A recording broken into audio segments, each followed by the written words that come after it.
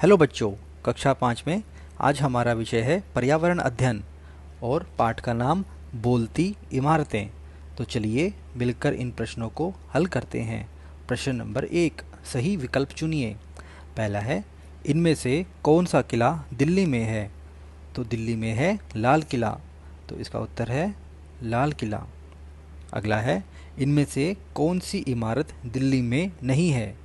तो कुतुब मीनार दिल्ली में है, जामा मस्जिद भी दिल्ली में है, ताजमहल ताजमहल दिल्ली में नहीं है, ये है आगरा में। तो इसका उत्तर होगा ताजमहल।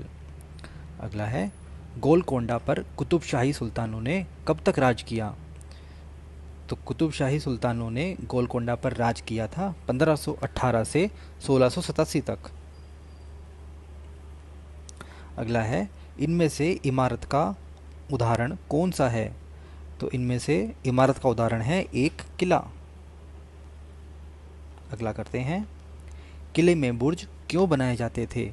तो किले में बुर्ज सुरक्षा के लिए बनाए जाते थे, तो इसका उत्तर होगा सुरक्षा के लिए। अगला है, गोलकोंडा के किले की बाहरी दीवार में कितने बुर्ज बने हुए हैं? तो गोलकोंडा किले की बाहरी दीवार में 87 यानी 87 बुर्ज बने हुए हैं, तो इसका उत्तर होगा 87। अगला प्रश्न देखते हैं, प्रश्न नंबर 2, किले के बुर्ज में बड़े बड़े छेद क्यों बनाए जाते थे? तो इसका उत्तर होगा, बुर्ज के बड़े बड़े छेदों में सैनिक तैनात रहते थे जो किसी भी बाहरी आक्रमण से किले की सुरक्षा करते थे। प्रश्न नंबर 3, आजकल बिजली से चलने वाली मोटर से पानी ऊपर की मंजिलों तक पहुंचाया जाता है। विचार कीजिए कि पहले के समय ऊंचे ऊंचे किलों में पानी कैसे चढ़ाया जाता होगा। तो इसका उत्तर हम लिख सकते हैं, किले की दीवार में मिट्टी के पाइप होते थे, इन्हीं के जरिए महल में जगह जगह पानी पहुंचाया जाता होगा। प्रश्न नंबर 4, गोलकोंडा के किले की छत पर फवारे व बड़े बड़े पानी के टैंक लगे हुए थे, परंतु फिर भी छत में सीलन नहीं आती थी, जबकि आजकल बने मकानों की छत में सीलन आ जाती है। आप इसका क्या कारण समझते हैं, लिखिए। तो इसका उत्तर हम लिख सकते हैं, पुराने समय की इमारतें बहुत समझ से बनाई जाती थी, इसलिए बड़े बड़े पानी के टैंक होने के बाद भी इन इमारतों में सीलन नहीं आती थी। अगला प्रश्न देखते हैं, प्रश्न नंबर 5, अपने घर या कमरे को ध्यानपूर्वक देखिए तथा निम्नलिखित वस्तुओं व स्थानों की स्थिति को देखिए तथा ये घर या कमरे में जिन दिशाओं में स्थित हैं उन दिशाओं का नाम लिखिए। तो पहला है घर या कमरे का दरवाज़ा। तो मेरे घर और कमरे के दरवाज़ा पूर्व दिशा में है, तो मैं यहाँ लिखूँगा पूर्व दिशा।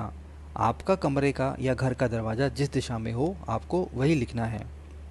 अगला है पंखा। तो पंखा होता है छत पर, तो ऊपर की ओर। अगला है अलमारी। तो मेरे घर में जो अलमारी है वो उत्तर की दिशा में है, तो मैं यहाँ लिखूँगा उत्तर। तो आपको जो आपके घर में अलमारी की दिशा हो वो यहाँ पर लिखनी है। अगला है पानी का नल। तो मेरे घर में पानी के नल की दिशा है दक्षिण, तो आपके घर में जो भी दिशा होगी वो आपको यहाँ पर लिखनी है। अगला हमें दिया हुआ है गोलकोंडा किले का नक्शा।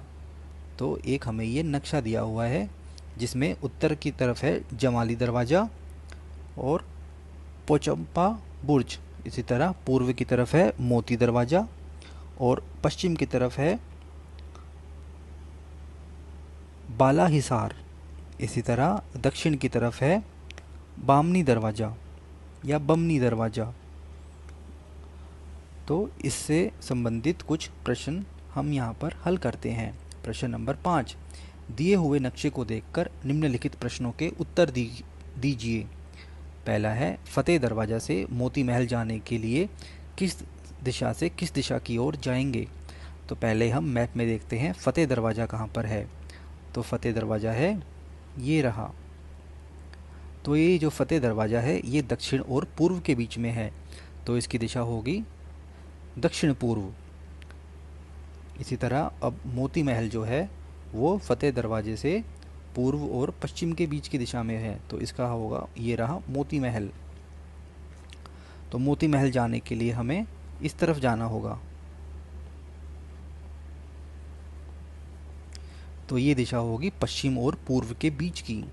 तो इसका उत्तर हम लिखेंगे, हम दक्षिण पूर्व दिशा से उत्तर पश्चिम दिशा की ओर जाएंगे। अगला है, मकई दरवाज़ा कौन सी दिशा में है? तो हम मैप में देखते हैं, मकई दरवाज़ा है यहाँ पर, ये रहा मकई दरवाज़ा। तो मकई दरवाज़ा है, हम देखते हैं मकई दरवाज़ा दक्षिण और पश्चिम के बीच में है। तो इसका उत्तर हम लिखेंगे, मकई दरवाज़ा दक्षिण पश्चिम दिशा में है। अगला है, पोचंपा बुर्ज किस दरवाजे के पास है और किस दिशा में स्थित है? तो हम मैप में देखते हैं, पोचंपा बुर्ज उत्तर की तरफ यहाँ पर है, ये रहा पोचंपा बुर्ज। तो ये पोचंपा बुर्ज उत्तर की दिशा में है और जमाली दरवाजे के पास में है।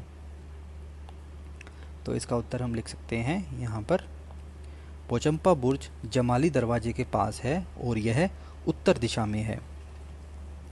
अगला प्रश्न करते हैं, प्रश्न नंबर 6। पुरानी इमारतों या किलों में जब लोग घूमने जाते हैं तो कुछ लोग उनकी दीवारों पर लिख देते हैं अथवा इमारतों को नुकसान पहुंचाते हैं। क्या आप यह सही मानते हैं? तर्क सहित उत्तर दीजिए। तो इसका उत्तर हम लिख सकते हैं, जैसे ऐसा करना बिल्कुल भी सही नहीं है, क्योंकि पुरानी इमारतें या किले हमारी राष्ट्रीय धरोहर हैं और इनकी सुरक्षा हम सबका कर्तव्य है। अगला है, व्यक्तिगत स्वच्छता जीवन कौशल। तो इसमें छात्र छात्राओं के लिए दिशा निर्देश है। पहला, जीवन में स्वयं को प्यार करना और अपने शरीर का ख्याल रखना बहुत महत्वपूर्ण है। अपने परिवार के साथ चर्चा करें और इस पर अपनी राय दें। तो आपको अपने परिवार के किसी भी सदस्य जैसे मम्मी पापा या बड़ा भाई या बहन से इस बारे में चर्चा करनी है कि हमें हमारे लिए अपने शरीर का ख्याल रखना कितना महत्वपूर्ण है।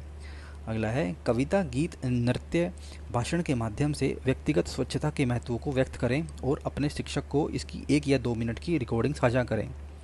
तो हमें यहाँ पर व्यक्तिगत स्वच्छता जैसे अपने स्नान करना, अपने दांत साफ करना, अपने बालों को धोना, अपने हाथ धोना, अपना चेहरा धोना आदि के बारे में एक वीडियो बनानी है और अपने टीचर को सेंड करनी है। इसी के साथ ये वर्कशीट पूरी होती है। आशा करता हूँ आपको ये वीडियो अच्छी लगी होगी। अगर आपको ये वीडियो अच्छी लगे तो इस वीडियो को लाइक कीजिए, इस चैनल को सब्सक्राइब कीजिए। Thank you, bye bye.